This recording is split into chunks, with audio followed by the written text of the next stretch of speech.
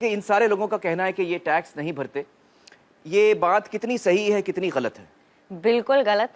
इस वीडियो में सारे लोगों ने टैक्स भरा है। कैसे? आमिर, आप मुझे एक बात बताइए, आपके पास मोबाइल फोन तो होगा? जी। खरीदा था खुद? नहीं, मैंने मैनेजर ने लिया था मेरे लिए। हाँ। यहाँ पे किसी ने तो अपना मोबाइल फोन खरीदा होगा। मोबाइल फोन के जो बक्से के पीछे वो पर्ची है, उसको ध्यान से देखा था? उस पे क्या लिखा हुआ है? Inclusive of taxes. तो जब मोबाइल फोन खरीदा तो आपने भी टैक्स दिया, सभी ने टैक्स दिया। और जब मोबाइल फोन का बिल भी भरते हैं तो उस पे भी टैक्स देते हैं। लेकिन हर आदमी तो मोबाइल फोन नहीं खरीद पाता। मोबाइल फोन को छोड़िए, अगर आप सोचें आपके रोज की जिंदगी में सुबह से लेकर शाम तक जिन सभी चीजों का आप प्रयोग करते हैं वो कहीं से आपने खरीदा तो टैक्स दिया। टूथपेस्ट खरीदा, टैक्स भरा। ब्रश खरीदा, टैक्स भरा। कोम खरीदा, टैक्स भरा। खाने पीने की चीजों पर भी टैक्स पड़ता है। जो कुछ भी पैकेज से आपने खरीदा, चिप्स खरीदा, पैकेज नमक खरीदा या चीनी खरीदा, उस पे टैक्स। दाल खरीदी, उस पे टैक्स। चाय की पत्ती, उस पे टैक्स। तो हर चीज पे टैक्स लगता ही है। जब सभी ने कहा यहाँ पे कि उन्होंने टैक्स नहीं भरा, उनके मन में एक ही सोच था, मेरी आमदनी नहीं है या शायद कम है, जिसकी वजह से मैंने अपना इनकम टैक्स नहीं भरा। बट असल में दो टाइप के टैक्स होते हैं। एक डायरेक्ट टैक्स, जिसका एक उदाहरण है हमारा इनकम टैक्स, और दूसरा इनडायरेक्ट टैक्स। और अगर इन आंकड़ों को ध्यान से देखोगे तो पता लगेगा कि ये जो 1/3 टैक्स केवल ही वो है जो हमारी डायरेक्टली इनकम टैक्स वगैरह से सरकार में आपका पैसा पहुंचता है। जी जी जी। बाकी जो टैक्स है, जो बड़ा हिस्सा है वो अपने इनडायरेक्ट टैक्स से आता है। जो चीजें हम खरीदते हैं सबसे ज्यादा वहां से आता है। तो 2/3 वहां से आता है। बिल्कुल, सुबह से लेकर शाम तक टैक्स भरते रहते हैं हम। तो इसका मतलब ये हुआ कि हर हिंदुस्तानी, चाहे वो गरीब आदमी हो, अमीर आदमी हो, टैक्स भरता है। बहुत बहुत शुक्रिया यामिनी जी हमसे बातचीत करने का। Thank you so much. Thank you. तो दोस्तों, अब मैं दोबारा आपसे पूछना चाहता हूं कि जब देश में कोई घोटाला होता है और कोई भ्रष्ट नेता या भ्रष्ट अधिकारी सरकार का पैसा लूटता है, तो वो असल में किसका पैसा होता है? हम सब का पैसा जाता है, हम सब का जाता है। बिल्कुल सही। मुझे अक्सर ताज्जुब होता है दोस्तों कि जब भी कोई घोटाले की खबर आती है तो मैं देखता हूं कि लोग बड़ा मजा लेकर उसकी बातें करते हैं, हंसते भी हैं कि यार वो 10,000 करोड़ उड़ा के ले गया, कोई 20,000 करोड़ उड़ा के ले गया। इस दफा जब आप कोई घोटाले की खबर पढ़ें तो ये जानकर पढ़ें कि किसी ने हमारे रोज की मेहनत की कमाई का पैसा लूटा है। अच्छा, मुझे बताइए कि यहां पर कौन कौन है जिनकी पर्सनल वेल्थ यानी खुद की संपत्ति 10 लाख से ज्यादा है? आप हैं 1 2 3 4 5 6 लोग हैं। तो बहुत ही कम लोग हैं यहां जिनको लगता है कि उनकी संपत्ति 10 लाख से ज्यादा है। चलिए दोस्तों, अब हम अपने अगले मेहमान से मिलते हैं, श्री शुभ्रत दास, जो centre for budget and governance accountability इस नाम की संस्था के साथ काम करते हैं। आइए शुभ्रत जी। हमने शुभ्रत जी को जिम्मेदारी दी थी कि ये हमें बताएं कि हमारे देश की संपत्ति यानी हमारी नेशनल वेल्थ कितनी है। बताइए शुभ्रत जी, आपके खोज में क्या सामने आया? आमिर, आपने हमें समय बहुत कम दिया, इसलिए ये आकलन हम लोग पूरा तो नहीं कर पाए हैं। जी, जी। फिर भी 2 बड़े चीज़ों का आकलन हमने किया है। जी। एक है हाइड्रोकार्बन रिजर्व्स, जी। जिसमें आता है क्रूड ऑयल, नेचुरल गैस, कोल और लिग्नाइट, मतलब कच्चा तेल, कोयला वगैरह। और दूसरा है अदर मिनरल रिसोर्सेज, मतलब खनिज भंडार। कुछ 84-85 अलग अलग तरह के मिनरल रिसोर्सेज हैं, जिसका लगभग आधा हम लोगों ने इस एस्टिमेशन में कवर कर लिया है। आधा ही किया आपने? जी। मतलब जो मैंने आपको काम दिया था वो आप पूरा नहीं कर पाए? उतना ही डेटा मिल रहा है। मैं समझ सकता हूँ, मजाक कर रहा हूँ मैं। पूरे देश की संपत्ति का अंदाजा लगाने चलें तो उसमें बहुत वक्त लग सकता है। बिल्कुल सही कह रहे हैं आप। और इस वक्त में आप सिर्फ 1.5 चीजों का अंदाजा लगा पाए। बिल्कुल। तो आपके इस अंदाजे में क्या सामने आया? आंकड़ा क्या है आप मुझे बताइए। मैं यहाँ पर आंकड़ा लिखूंगा। काफी बड़ा है, 5,000। 5,000 से शुरू कीजिए। अब मैं जब तक आपको ना रोकूं आप उसमें और 0 ऐड करते जाइए। जब तक ना रोकें आप? जी। अच्छा, कुछ और जीरोस लगाइए। तो ये तो बोर्ड खत्म हो गया शुभ्रत जी।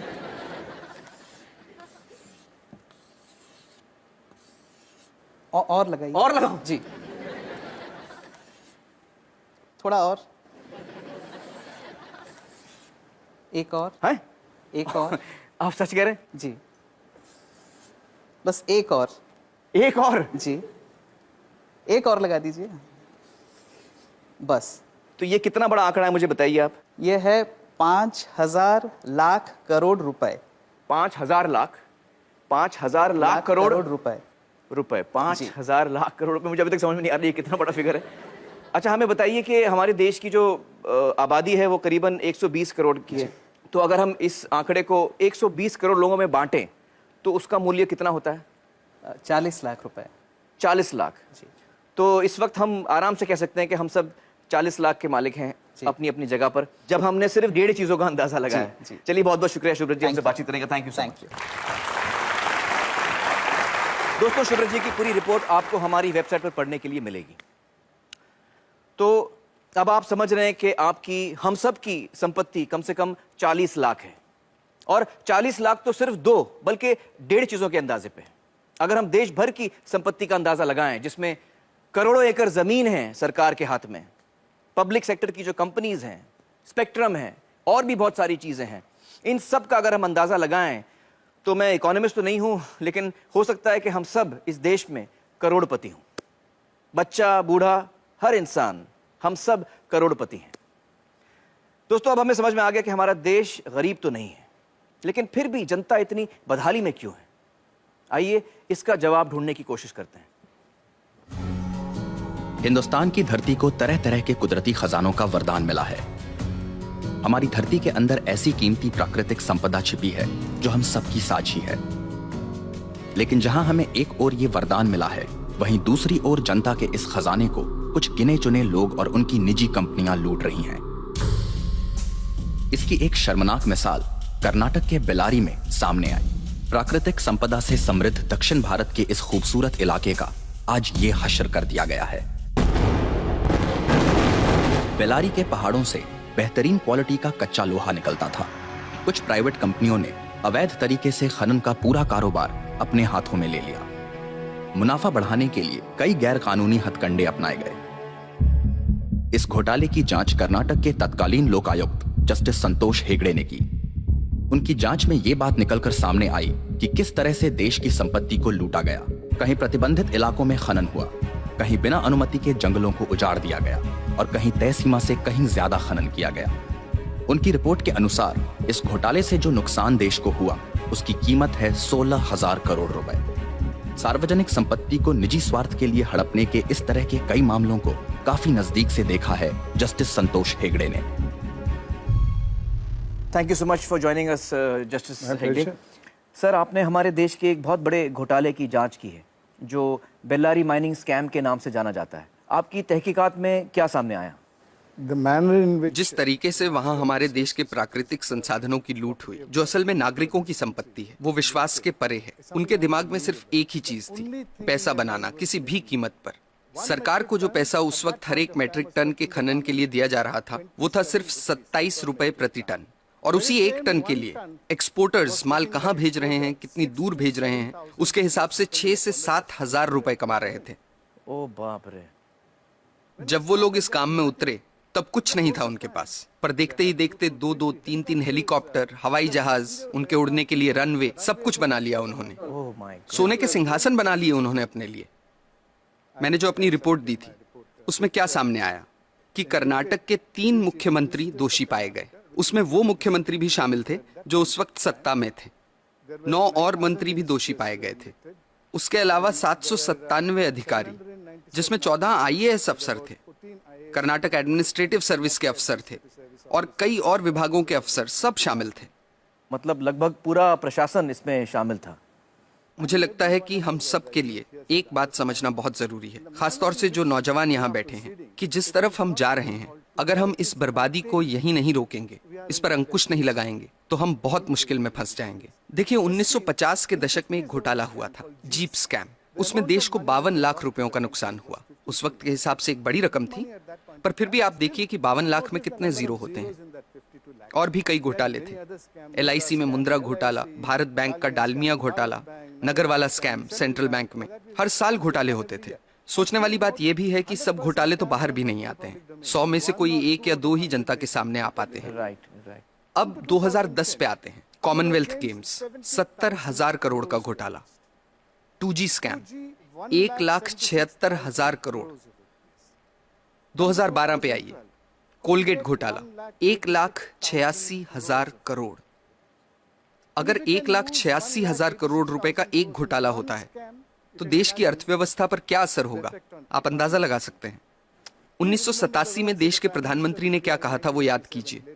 स्वर्गीय राजीव गांधी ने कहा था कि सरकार 1 रुपया गरीबों के लिए खर्चती है तो उसमें से सिर्फ 15 पैसे ही उन तक पहुंचते हैं।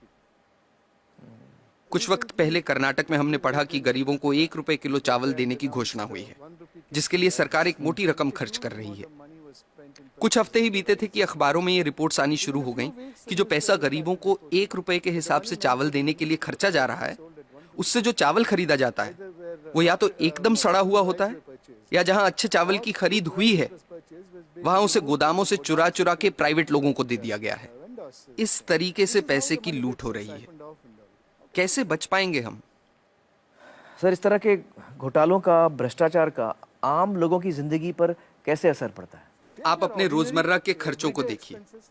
पिछले साल के मुकाबले इस साल कितनी महंगाई है, क्योंकि जो पैसा देश के विकास के लिए रखा गया है, जिसे देश की प्रगति के लिए इस्तेमाल में लाना चाहिए, वो पैसा 85% चुरा लिया जाता है। देश के प्रधानमंत्री ने कहा था, मैं नहीं कह रहा, मेरे अंदाजे से तो अगर 1988 में 1 रुपए में 15 पैसे ही सही जगह पर पहुंचते थे तो आज 5 रुपयों में से 15 पैसे पहुंचेंगे।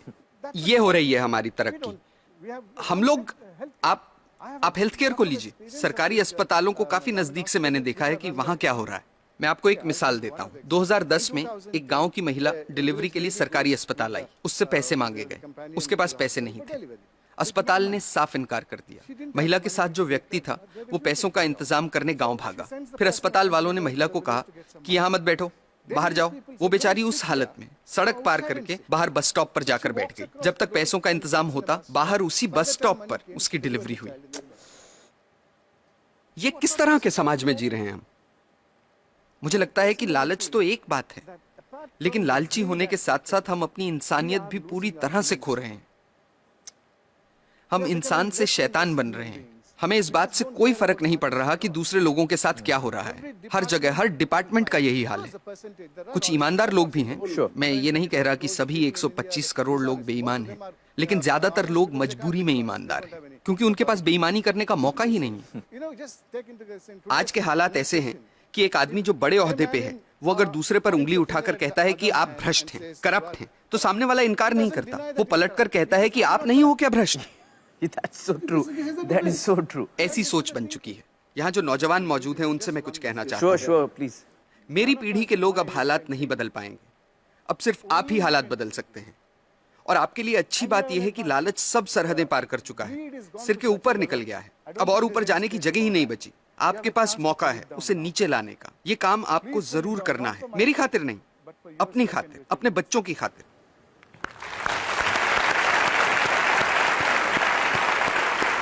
सर, हमें सख्त ज़रूरत है आप जैसे लोगों की जो हमारे लोकतंत्र को बचा के रख सकें। बहुत बहुत शुक्रिया हमारे साथ बातचीत करने का। Thank you so much sir. दोस्तों, सोचने की बात है कि जिनके हाथों में हम अपनी संपत्ति की चाबी दे रहे हैं, वो हमारी संपत्ति को कैसे लूट रहे हैं।